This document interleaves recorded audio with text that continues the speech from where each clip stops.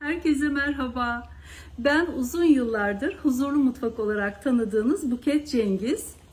10-11 yıl önce Instagram'la başlayan, hatta blogla, web sitesiyle başlayan bu serüven YouTube'la devam etti. Yaklaşık 4,5 sene önce artık son kez iyi bir kilo vereyim ve artık almayayım bu kiloyu mantığıyla birebir diyet listesine bağlı olmadan ama seneler boyu bana doktor ve diyetisyenlerimin öğrettiklerinin ışığında güzel bir diyet programı uyguladım. Daha doğrusu sağlıklı beslenme programı uyguladım ve 25 kiloyu yaklaşık 7-8 ay içerisinde, yani son 25'e kadar bir yıl diyeyim ben size, rahat, kolay ve huzurlu bir şekilde verdim.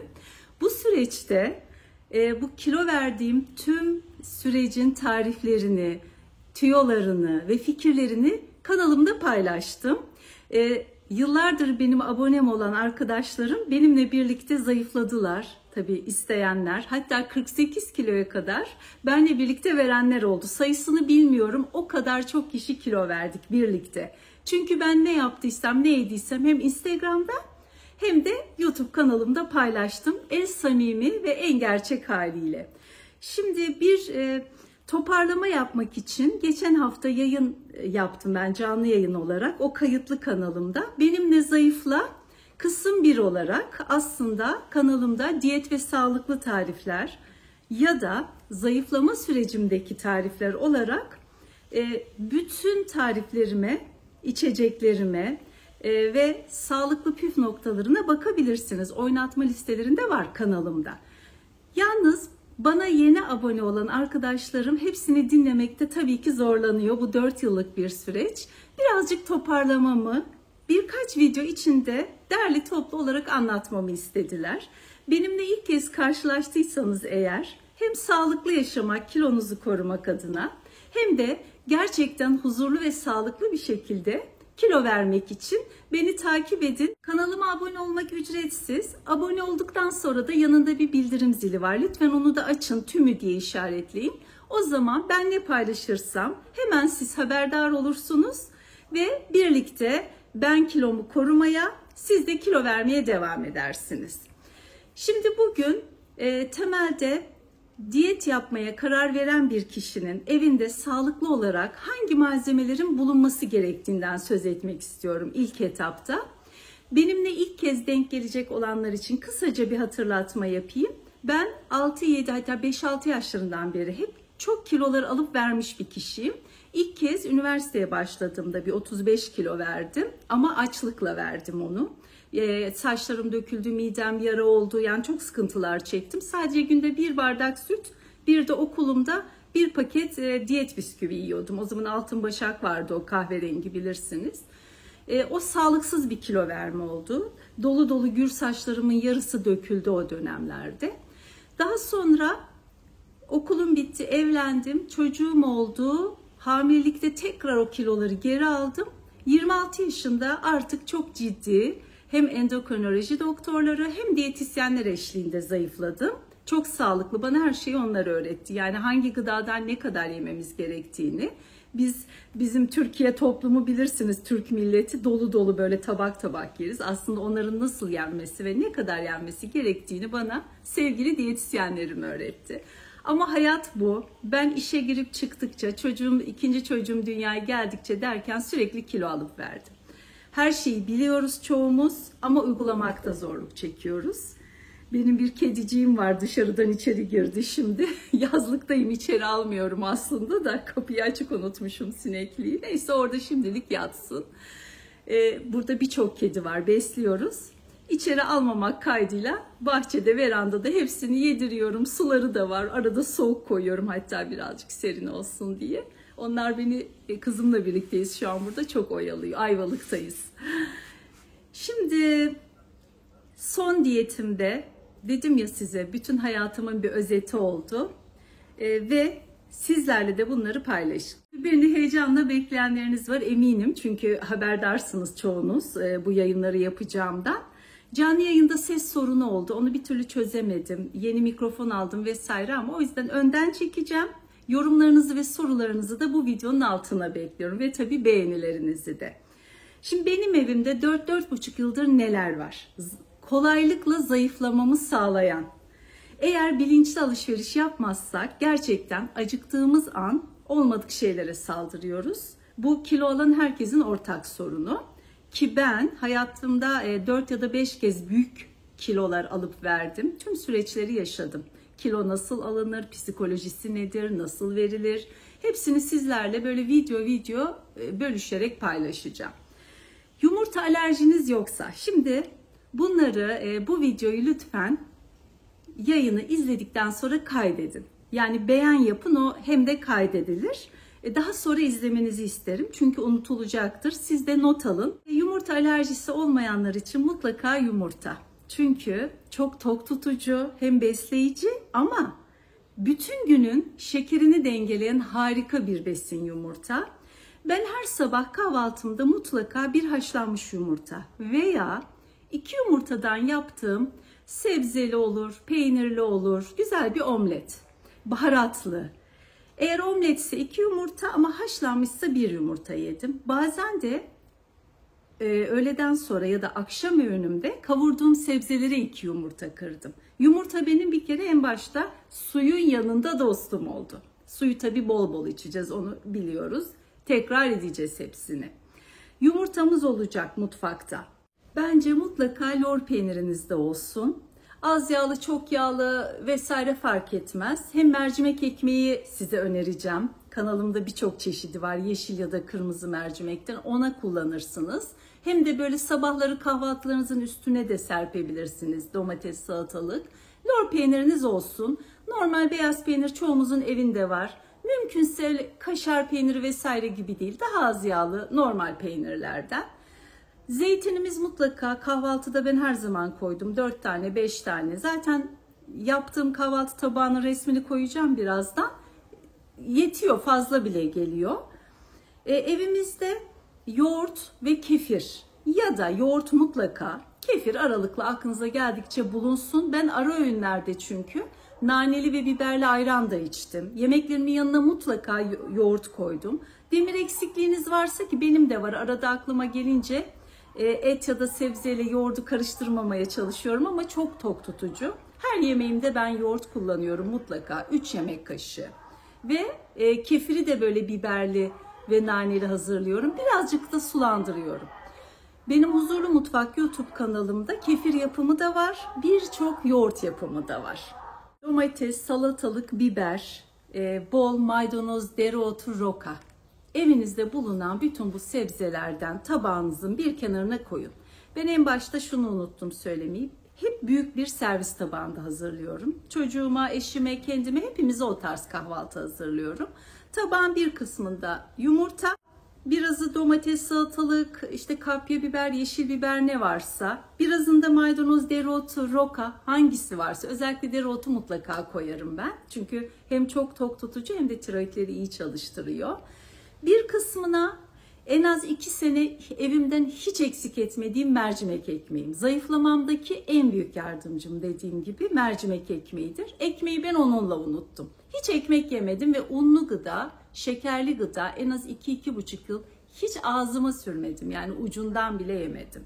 Mercimek ekmeği, her şeyimiz var. Yumurtamız, domates salatamız, yeşilliklerimiz, mercimek ekmeğimiz, zeytin peynirimiz. Şöyle koca bir tabak düşünün ve dolu bir tabak. Üstelik çok kiloluysanız, mesela benim 40 kilo fazla zamanlarım da oldu. O zaman belki hemen doymayabilir insan. Şimdi kimse kimseyi yargılamasın. Herkesin hayatı ve bünyesi farklı. Ben her şeklini yaşadım. O zaman şöyle 2-3 tane de ceviz ekleyin. Yeter ki unlu bir şey yemeyin. Şimdi gelelim dolabımızda ve mutfağımızda ara öğünler ve yemekler, acıktığımız zamanlar için neler olması gerektiğine. Kuru yemiş, dediğim gibi kahvaltıda da 2-3 tane ceviz ya da birazcık küçük bir avuç fındık, birkaç ya da badem mutlaka yiyebilirsiniz eğer o tabakla doymazsanız. Evde gün kurusu kayısı ya da incir olsun, hatta ikisi birden olsun. Çünkü şimdi söyleyeceğim, bağırsaklar için de bir şey yapacağız sizinle. Sızma zeytinyağımız evimizde zaten olsun. Çok pahalı biliyorum ama az olsun öz olsun. Sızma zeytinyağıyla ben bütün yemekleri en az 20 senedir yapıyorum. Salatalara, her şeye onu kullanıyorum. Pek tereyağı sevilmiyor bizde. Tereyağı seviyorsanız sabah yumurtanızı tereyağına da kırabilirsiniz. Biliyorsunuz Canan hocamız da aynı şeyi öneriyor. Tamamen katılıyorum. Son derece tok tutucu ve besleyici olur. Kaya tuzu, ben ince öğütülmüş kaya tuzu kullanıyorum. Yine 15-20 senedir hiç rafine tuz kullanmadım evde. O fabrikasyon tuzlar var ya, hiç onlardan kullanmadım. Hatta bazı marketlerde çok da uygun kaya tuzu. İyotlu kullanıyorum ben. Sağlık durumunuza göre iyotsuz tuz da alabilirsiniz. O tiroidlerle ilgili bir şey biliyorsunuz. Onu herkes kendisi bilir. Ben iyotlu olandan alıyorum.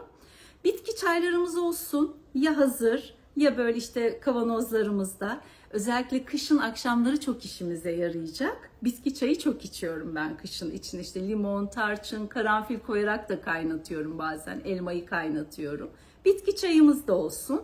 Tabii ki her evimizde, çok düşkün değilseniz mutlaka limonsuz, sirkesiz ev olmasın sağlıklı yaşam için. Limonu yakışan, yakışmayan her şeye sıkmaya çalışalım. Sodamızın içine limon atalım. Çok tansiyonunuz düşük değilse tabii. İçeceğimiz suyun içine. Limonu ben çok seviyorum. Sirkeyi de ben öyle aç karnına kendi yaptığım sirkelerim var. Onlardan içebiliyorum ama hazır içemiyorum. Sirke yapmak isterseniz Huzurlu Mutfak'ta milyonlarca izlenen sirke tariflerim var. Onlara da bakabilirsiniz. Tarçın, zencefil, zerdeçal, çörek otu, mercimek ekmeğin içine ilk zaman koyun çörek otu malzemelerinin içine. Üstüne de serpin bolca. Keten tohumu özellikle öğütülerek yenmesi öneriliyor. Bunları da daha çok acıktığımda yoğurda koyuyorum. Keten tohumu, chia, işte fındık, fıstık vesaire ve yulafta bulunsun. Evimde mutlaka olanlar. Tabii şeyden söz etmiyorum akşam yemeği için. Tabii ki tavuğumuz, balığımız ya da köftemiz. Ben çok etli yemek sevmiyorum ama köfte olarak 2-3 köfte, yanına bol salata, yoğurt. Size çok güzel tarifler vereceğim videolarda. Yani anlatacağım ama birebir tarifler kanalımda. Yani yapılışları. Balık tabii ne kadar seviyorsanız hepsinin bir ölçüsü var. Bir tava balığı oturup yemeyeceğiz. Hepsi mesela balık için 250 gram denir. Ben diyetisyenlerimden öğrendim. Kırmızı etse 150 gram. Tavukta 200-250 gram kadar ölçmemiz gerekiyor. Çok aşırı yemeyeceğiz. Burada amacımız yeterli miktarda ve sağlıklı yemek. Şimdi bir de şeyi not almışım. Kahveyi de kahvaltıdan en az 45 dakika sonra içeceğiz. Çünkü sindirilsin güzelce yiyeceklerimiz, bizi tok tutsun. Ondan sonra kahvemizi yanında büyük bir boy bir bardak suyla içebiliriz. Ben her kahvede 1 ya da 2 bardak su içerim mutlaka. Türk kahvesi olsun, filtre kahve olsun, hepsinde. Şimdi bilmiyorum, şu an bakmadım kaç dakika oldu bütün video. Birazcık da şundan söz etmek istiyorum. Evde olması gerekenleri yazdık. Unuttuklarım varsa siz ekleyin mutlaka. Tabii ki sebzelerimiz. Ben normal ev yemekleriyle zayıfladım arkadaşlar. Yani chia ve keten tohumunu ilginç sayarsanız o ayrı ama hepsi hepimizin evinde olan normal ev yemekleri. Yoğurdumuz, sirkemiz, işte sebze yemekleriyle. Tavuğu şöyle salata üstünde falan çok kullandım ben açıkçası. Sulu yemek olarak pek yemedim de ancak haşlama olarak yaptım bazen, patatesli, biberli. Hepsinden söz ederim ben size. Bu böyle bir videoda olacak gibi değil çünkü. İlk olarak kalktığımda mutlaka 1 ya da 2 bardak su içtim. Hala da içiyorum. Bağırsak sorununuz varsa eğer geceden büyük boy bir bardağa 1 tane inciri ya da 2 tane kayısıyı koyun. 1-2 de ceviz koyun. Ben koyuyorum sabah, o yumuşak ceviz çok hoşuma gidiyor benim. Kapatın üstünü, sabah kalktınız. Bir gün önceden diyetteyiz ya, aç kalkıyoruz zaten. Çok tok kalkıyorsanız bir sorun var, çok yemişsinizdir ya da geç yemişsinizdir. Gerçek diyetteki kişi sabah çok aç kalkar. Hemen o suyu içiyoruz, içindeki kuru meyveyi ve cevizi de yiyoruz. Üstüne biraz daha da sade su. Çalışan işe gidebilir, yanında taşıyabilir mercimek ekmeğini ya da kahvaltılığını. Biz şu anda evde olan bizler de bir yarım saat sonra, 1 saat sonra kahvaltımızı hazırlayabiliriz sağlıklı şekilde. Hem bağırsaklarımız için hem de kahvaltıda az yiyerek doymamız için çok önemli. Bir incirden hiçbir şey olmaz. Yani şeker hastalarını bilemem diyemeyeceğim, bilirim. Anne tarafım hep şeker hastası. Şeker hastası incir yemeyecek, biliyorsunuz. Bu özel durumları kendiniz bilirsiniz ve ayarlarsınız diye düşünüyorum. Ben genel olarak bilgi vereceğim. Ama gizli şekeri olan bir incirle bir zarar görmez. Gerçek şeker hastaları görebilir diye düşünüyorum. Ben de çok uzun yıllardır tip 2 diyabetle uğraşıyorum. Bayağı çözümledim şükürler olsun kilo verdikten sonra. Ama bana incirin, kayısının bir zararı olmuyor birer tane yedikten sonra. Temel bir kahvaltı tabağını, mantığını size anlatmaya çalıştım. Aslında tam 12 maddede benim bu 4-4,5 yılda yaptığım kahvaltı çeşitlendirmelerini özetledim. Ama tabii ki bu videoyu bu kadar uzatamam. Hem bir tanışmış olduk sizinle, hem de şu andan itibaren bazı mantıkları kazanarak nasıl az, yeterli ve zamanında yememiz gerektiğinden söz etmiş oldum biraz.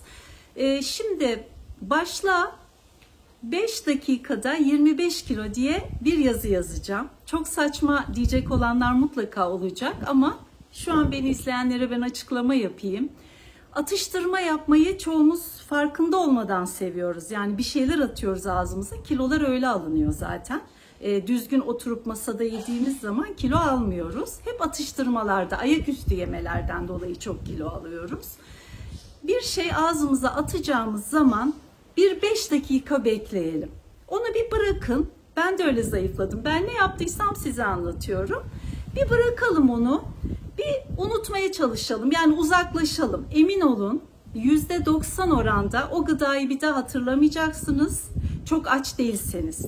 Geri dönüp onu yemeyeceksiniz. Atıştırmaya ihtiyaç duymamamız lazım. Onun için ne yapacağız? Sağlam bir kahvaltı yapacağız. 4-5 saat kesinlikle acıkmayız o kahvaltıdan sonra. Eğer acıktıysak 5 saat sonra oturup düzgün bir şey yiyeceğiz. Ya yoğurda bir şeyler ekleyeceğiz. Ya işte yulaf lapası gibi, yani onları hep konuşacağız sizlerle. Yani ayaküstü atıştırmamızı gerektirecek bir ortama kendimizi sokmayacağız. Tokken yemiyoruz, ağzımıza o kahvaltı sonrası kahvenin yanında tek bir parça çikolata dahi atmıyoruz. Bir hurmadan ne olacak vesaire değil. Kahvaltıyı yaptık mı? Kalktık. 20 dakika, yarım saatte biz o masadan kalktık yavaş yiyerek. 4,5-5 saat lütfen kahve, su, işte maden suyu vesaire hariç hiçbir katı gıda ağzımıza atmayalım. Eğer bunu yapabilirsek çok rahat, benim gibi mutlu, huzurlu şekilde zayıflarsınız. Daha sonrasını diğer videolarda anlatacağım size. Ya da benim kanalımda zayıflama sürecimdeki tarif ve tiyolara bakabilirsiniz. Canlı yayın yapacaktım her perşembe. Canlı yayın biraz beni işte sesli, şuydu buydu, cızırtıydı, sıktı. Böyle bir evden çekim yapıp sizlerle paylaşacağım. 3-4 günde bir mutlaka paylaşacağım. İlk zaman biraz daha sık paylaşırım. Sizinle şimdi bundan sonraki videoda o 11-12 maddelik kahvaltı çeşitlerini anlatacağım. Ara öğün anlatacağım. Ondan sonra akşam yemeklerinde neler hazırladım, ev yemeklerini nasıl yedim? Bana binlerce soru geliyor. Ben yılların YouTuber'ıyım. Yani neyi ne miktarda yiyelim? Emin olun hepsi uzmanların görüşleridir. Ben öğrendiklerimi sizlerle paylaşıyorum. Onların dışında hiçbir şey paylaşmam. Onların söyledikleri dışında. Beni şu an diyetisyenler de dinlese hak verecektir. Çünkü kimsenin sağlığını bozacak, kimseyi açlık krizine ve strese sokacak hiçbir cümle ağzımdan çıkmaz. Hatta şok diyetlere çok karşıyım. Defalarca yaptım. Başımda saç kıran bile oldu. Böyle başım açıldı. Şok diyete karşıyım bir. Saat 3'ten sonra hiçbir şey yemeyin. Kilo veririz tabii. Saat 3'ten sonra hiçbir şey yemezsek ertesi güne kadar zaten kilo veririz. Ama kaç gün? Hiç mi birisiyle bir akşam yemeyeceğiz? Hiç mi acıkmayacağız? 6-6.30-7'ye kadar eğer saatiniz uygunsa akşam yemeğini yemeliyiz. Ondan sonra bitirmemiz lazım. 3'ten sonra nasıl aç kalınır ertesi güne kadar? Benim yaptığım uzun sürdürülebilir, sağlıklı ve her zaman için kişiyi sağlıklı beslenmeye yönelten açıklamalar olacak sizler için. Mesela ben demin ara öğün olarak kahve, yanına da biraz kuru yemiş aldım. Yani hep bu sistem gidiyorum ben. Çünkü o birazcık kuru yemiş, içinde bir tane de kayısı vardı. Beni akşama kadar tok tutacak. Sadece kahve beni acıktırabilir. Yanında su da içtim. Ama yanında biraz kuru yemişle bir tane de kayısı yedim. Bunlara dikkat edersek, çalışanlar da yanında küçük, ben taşırdım. O dönemler diyetisyen bir diyet merkezine ben bankada çalışırken gidiyordum. Yanımda taşıyordum kahvaltımı. Küçücük böyle kuru yemiş, kuru meyve koyabilirler. Şimdi bundan sonraki videoda kahvaltı ve ara öğünlerle devam ederiz. Lütfen kanalıma abone olmayı unutmayın. Bir de dediğim gibi başta da bildirimleri açın. Video paylaştığım zaman size bildirimi gelsin. Böylece hem bildiklerimizi tekrar hatırlayalım, hem de birlikte böyle sağlıklı bir yolculuğa çıkalım. Yıllardır abonem olan, bana yorum yapan herkese özellikle teşekkür ederim. Şu an beni buraya kadar izleyen siz sevgili izleyicilerime de teşekkürler. Bir çiçek böcek bile olsa beğenilerinizi ve mutlaka sorularınızı bekliyorum. Görebildiğim ölçüde hepsine cevap vermeye çalışacağım. Çünkü bu gerçekten önemli bir konu, elimden geldiğince. Çok ağır sağlık sorunlarınız varsa lütfen önce endokrinoloji uzmanına gidin ve diyetisyen yardımıyla zayıflayın. Böyle videolarla o işler olmaz. Sağlıklıysanız, uygunsa birlikte zayıflayabiliriz. Tekrar görüşmek üzere. Şimdilik hoşça kalın. Bildirimleri açmayı unutmayın ki bir sonraki videomda da birlikte olalım. Hepinize sağlıklı, huzurlu günler dilerim.